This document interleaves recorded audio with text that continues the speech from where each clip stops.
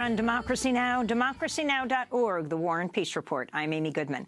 To get response to President Trump's 2018 budget proposal to Congress, which calls for an unprecedented $54 billion increase in military spending, while slashing scores of other programs and eliminating whole agencies, we go to Ralph Nader, four-time presidential candidate, longtime consumer advocate and corporate critic. Ralph, your response. Well, so much for Donald Trump's campaign promises to the forgotten men and women of America. They're the ones who are the big losers, as you pointed out with your many examples of these budget cuts. Overall, this is a budget that reflects corporatism, militarism, and racism.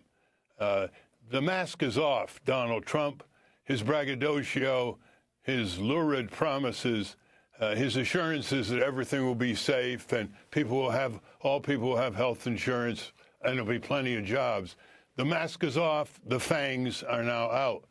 And he is collaborating with what is on the record the most vicious, ignorant Republican Party in its history since 1854. Senator Robert Taft, a conservative in the Senate in the 1950s, would have been astonished at the viciousness, the corporatism, the militarism, the racism of these Republicans, with few exceptions. Now, when you go into this 50-page or so budget, the details will all come out, Amy, in May, in a bigger budget. When you go into it, you see that Sean Spicer's daily assurances that they want to go after what he calls inefficiency, waste, and government duplicity leaves out hundreds of billions of dollars of corporate fraud on the taxpayer. For example, they talk about the need to cut health care in this way and that way and push 14 million people off the health insurance rolls in a year and 24 million by 2026, according to the Congressional Budget Office or thereabouts. Just look at this. He says he doesn't want to fund programs that don't work. Okay. Almost $10 billion a year since Reagan, a year, is spent on a total boondoggle project in the Pentagon called ballistic missile defense. It doesn't work. It won't work. We're talking about the intercontinental ballistic missiles.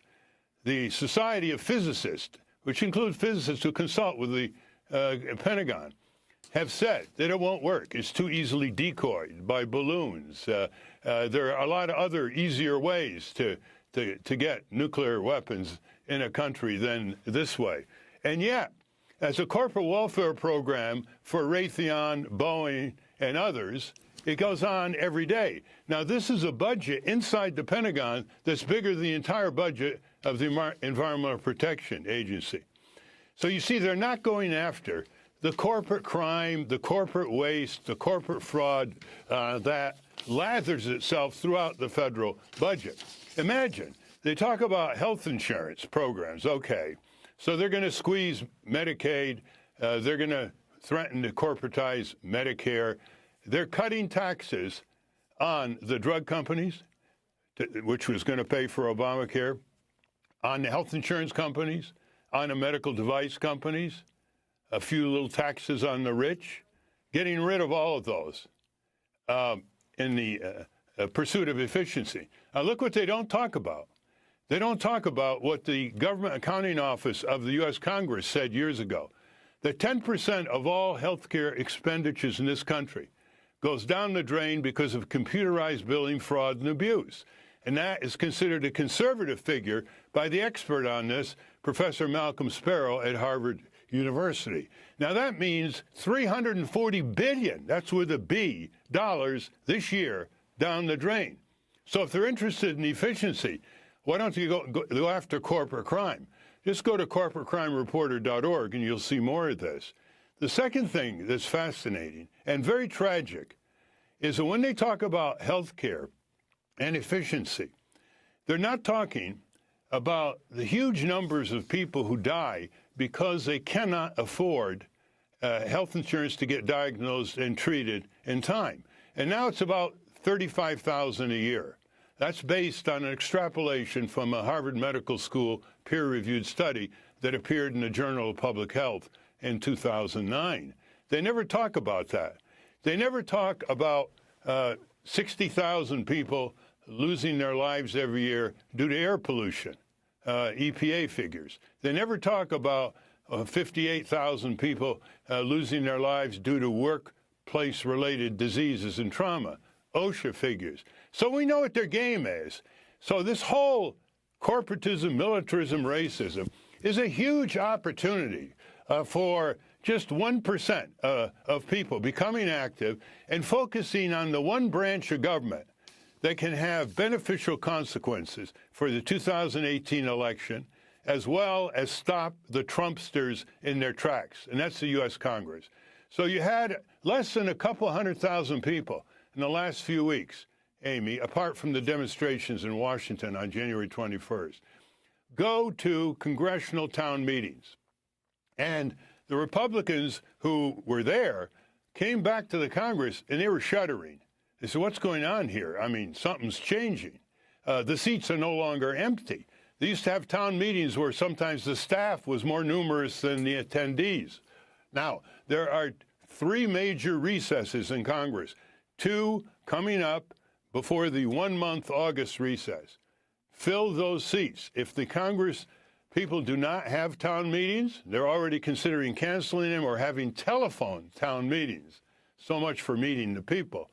Then you have your own town meetings. You announce your own town meetings, and you have a formal summons to your senators and representatives on a set date in a convenient public location where they have to address your agenda. That's why I wrote this book, Breaking Through Power, a little paperback, 140 pages, and it shows the way, how very few people have changed our country throughout the history, and it never takes more than 1%, often far less than 1%, to do so. So this is a great opportunity. By being so cruel, vicious, and blatantly apparent in trying to further transform our government into the pits of militarism, corporatism, and racism, it can become like a boomerang if people take advantage of it. Well, you and the summons itself, Amy, is in this book. The formal summons by the people back home to the senators and representatives. Well, you certainly see the effect of this, for example, on Senator Tom Cotton and the massive anger and response when he held a town hall meeting with thousands there. You see Darrell Issa in California. Perhaps for the first time we've seen him changing as a result of the huge town hall meeting after he refused to, as we see all over the country, people put up wanted signs for their Congress members and actually take out ads in the papers saying wanted or have you seen. Yes, and none of that, but one of the worst members of Congress now, head of the Oversight Committee in the House, Jason Chaffetz from Utah, found 1,000 people at his town meeting with 200-300 outside. They couldn't get in. They're trying to say, you know, these are just professional organizers and they're paid. There was a 60-year-old couple in Western New York that came in with a sign and said, we're not paid, Congressman Reed, but you are, which raises the question. Once people back home say to their members of Congress, don't you dare pass any cuts for the vulnerable, the poor, the middle class, unless you have to share the same one. So if they had a terrible health insurance bill, that the members of Congress have to be under it. Now they have taxpayer-paid, nice health insurance bill, they have nice life insurance, health insurance rather, plan, a nice life insurance plan. They even have housing assistance. They get almost $200,000 a year, and they have housing assistance, and they have huge pensions. So if you force them to basically say, what's good for the goose is good for the gander. You want to do it to us, you, our representatives, so-called, then you're going to have to adhere to the same standards. You got to have face-to-face interaction with members of Congress, not just massive rallies where the energy often goes into the ether on a weekend. You've got to get them into these public auditoriums or town halls back home where you confront them face to face. Here's another problem. Wait, let me go to the clip of Arkansas Senator Tom Cotton, who was confronted, to say the least, by an absolutely packed auditorium with perhaps as many people outside as well, or more. But that's one reason why so many people come to the United States to get health care, because our health care system is the best in the world. So my question is, if we're so concerned about the deficit, why are we building a wall that costs $20 billion? So that was Arkansas Senator Tom Cotton, who was fierce in taking on President Obama. But he came back from this town hall meeting and he said, talking about the Affordable Care Act, you have to do this slowly. You have to start again. There is no rush. Ralph Nader, talk about what's happening specifically around the Affordable Care Act. What's happening is you have left-right opposition to what the Republicans and Trump are doing. That's the big opportunity now. I think Senator Cotton was shaken because he looked at that auditorium and he said, you know, some of these people are my supporters. And when you get a left-right alliance back home on the Senator's representative, it's politically unstoppable. So you have this so-called health insurance system. It's not health care. Often it's confused. A health insurance system proposal that is going to throw millions of people off the rolls. It's soliciting corporate support by getting rid of these taxes I mentioned on the health insurance industry and the medical device. But the hospital lobby is upset with Trump on this proposal. They see real problems down the road, and they're already putting ads in papers, and they're going to be joining with a lot of citizens in opposing this. Now, there is an argument, Amy, that these crazy proposals, they're so nutty. I mean, they're cutting further the IRS budget so it can't collect any of the $430 billion that is uncollected taxes in this country. How are they going to pay for all this stuff, this infrastructure and so on? A lot of this stuff is really nutty. They're increasing the Department of Homeland Security budget, but the indications are they want to cut the Coast Guard budget so they can use money to build the wall. They're going to further debilitate the hard-pressed Coast Guard, which is providing security and rescue on the coastlines of America. But what I think is going on here is these are trial balloons. Trump has this idea throughout his business career and bankruptcies where he says outrageous things, and then he backs down a little, and people say, oh, he's really much more reasonable. So I think we're seeing here a trial balloon situation to get the response. And in May, they'll probably moderate these cuts.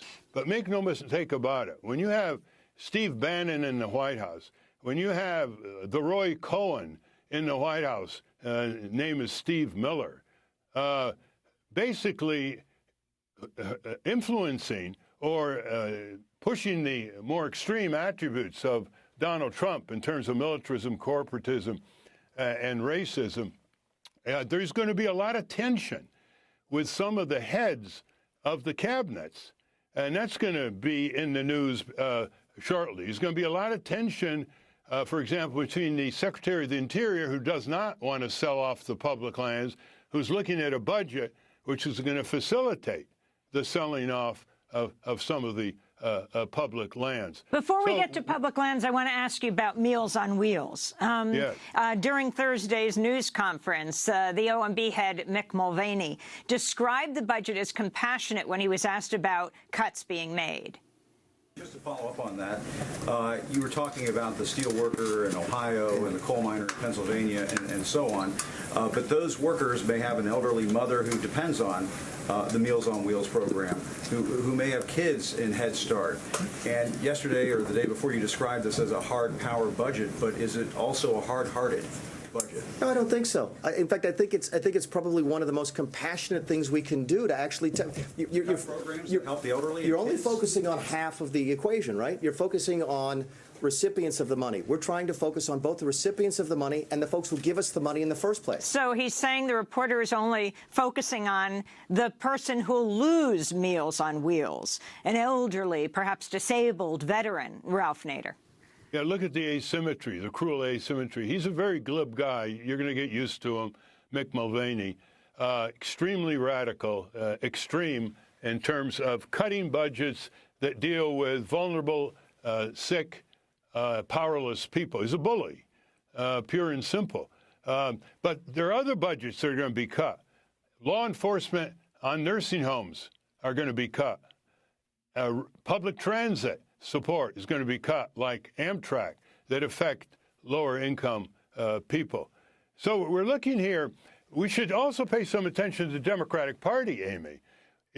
Can they rise to the occasion? I mean, look at the wonkish talk that you just showed a clip of Nancy Pelosi, deconstruction of the federal government. Boy, that really excites people to get out on the streets, doesn't it? They got to talk in common language. People are going to lose their lives because of this budget, here and abroad. They're cutting support for international famines. They don't want our country to be a humanitarian power, just a military brute force power. We've got a situation where you have a regime that's going to be very soft on corporate crime. After all, you got a former businessman, Donald Trump, who shafted his consumers, his workers, his creditors, used bankruptcy in his terms as a competitive advantage, tried to avoid all possible taxes. He's shut down casinos, unemployed workers. Atlantic City is increasingly desolate economically, in part due to his bad business acumen. So what you have is, what are the Democratic Party going to do? You have this group, indivisible.org, which tells you, by the way, when there are town meetings with members of Congress back home. But what are the Democratic Party going to do? Are they going to field candidates in all 50 states who are viable? Are they going to spend their time dialing for corporate dollars, or are they going to go the Bernie Sanders way in small contributions in big volume? Are they going to really push for single payer? There are 64 members of the House, Democrats, who've signed on to John Conyers' single payer. It's H.R. 676, the gold standard. And they're keeping quiet about it. They're not pushing it because Nancy Pelosi and Steny Hoyer tell them, keep quiet about single payer, supported by 60% of the American people already, Ralph, according to a Pew poll. Ralph, let me take that for one example. How would you see that playing out if at this point, when there's major questioning of Obamacare, but clearly the Republican Party is crumbling over the repeal and replace of whatever Ryan has put forward? Clearly, it's not going to be in the form he wants it. If you see this as the moment for single payer, for Medicare for all, how would you see it working? How would you see them strategizing to introduce it now? Well, it's a good idea for some of the progressive press to start talking about it instead of getting mired in what's being done to Obamacare. You almost never see the questions, Chuck Todd and others on Sunday TV programs, so they get it into the public dialogue. But here's what I see. Check out the Wall Street Journal recently. There was a lead editorial on what's going on with Obamacare and the Republicans, et cetera. And at the end, they said, if the Republicans lose this battle to get rid of Obamacare, they might as well get on board with single payer, because that's going to be the future of politics. And that was reaffirmed by a columnist in the Wall Street Journal very recently this week, Henninger, who basically said the same thing. So here you have these right-wing corporatists basically saying, if the Republicans fall on this attempt to create this cockamamie system that deprives people of health insurance and gets rid of the ways to fund it by all these tax cuts on these corporations and so on, if they fail, then the only alternative left, that's the way they talk in the Wall Street Journal, is full Medicare for all, everybody in, nobody out, free choice of doctor and hospital, none of these narrow networks like in West Virginia, and which is called single payer. So the opportunity for the Democrats is classic. This is the time to move. And what do you see? The chief issue of Senator Bernie Sanders when he was running for president last year was full Medicare for all, single payer. Has he introduced a bill yet? He hasn't even introduced a bill yet in the Senate. Here's the leader of the single payer movement being told by Chuck Schumer and others, stay low. Keep quiet, Bernie. We got to deal with the Republicans trying to dismantle Obamacare. Let me go to foreign policy very quickly. You have the Secretary of State, former head of ExxonMobil, Rex Tillerson, now in Asia. In Korea, in South Korea, he goes to the demilitarized zone. He says that the U.S. is going to take a different approach, may well take a military approach. At the same time, on the same trip, he endorses the massive cuts to the State Department. And we know the Defense Secretary, James Mattis, once famously said, while serving as the commander of U.S. Central Command, if you don't fund the State Department fully, then I need to buy more ammunition. Is this budget in itself leading to war? Well, it certainly diminishes the diplomatic capability and the foreign service capability of the State Department. And what do you think is going to take fill the vacuum? But the State Department itself, under both Republicans and Democrats, and Hillary Clinton, Madeleine Albright, Miss Rice, they're all militarists. And you began to wonder, the militarist language coming out of the State Department was often more militant than coming out of the Department of Defense. So even though the budget is going to be cut, the question is the culture of the State Department going to be true to their ancient charter, which was not just dealing with customs, but being the harbinger of diplomacy, the harbinger of soft impact on the world, the harbinger of negotiations. For example, all this talk on cyber warfare and cybersecurity, there isn't a single move by our federal government in the last 20 years to bring all these nations together for an international treaty on cyber security and cyber warfare, like was done in nuclear arms control with the Soviet Union and the chemical and biological warfare treaties. Rex Tillerson is sort of a dilemma wrapped into a conundrum. We don't know what's going on with him other than he's very, very low-key. But I was just not just low-key, it's secretive, not allowing any reporters on the plane, but a reporter with a news organization most people don't know the name of that was set up by two Republican consultants who's not covered the State Department in any regular way before. But, Ralph, before we end, the whole issue of Donald Trump saying that President Obama wiretapped him. We just have less than a minute right now before we move on to our next segment. Well, first of all, it's been repudiated by his Republican allies in the House Intelligence Committee. That's a pretty severe thing. Second, he's in control of all the classified information. He's now president. He can say to the NSA, the CIA, he can say the FISA court decisions, bring them to me and prove my point, which was charging Obama absurdly with wiretapping Trump Tower in New York. And he hasn't done that. And they say he hasn't done it because he doesn't want to see this interfering in the investigation. He wants Congress to do so. Okay, already his own Republicans on the Intelligence Committee are repudiating him. I think there should be a national petition demanding that Donald Trump do what he's never done in his life, and that is publicly apologize to President Obama. It's not that President Obama didn't start 6 undeclared wars in 6 countries abroad in the Middle East and elsewhere, which Donald Trump is pursuing. But on this one point, he's got to show some humility and remorse. Ralph Nader, we want to thank you for being with us. Longtime consumer advocate, corporate critic, former presidential candidate. His most recent book, Breaking Through Power, It's Easier Than We Think. This is Democracy Now!, democracynow.org, the War and Peace Report. When we come back, why the increasing calls for a top White House aide to resign. Stay with us.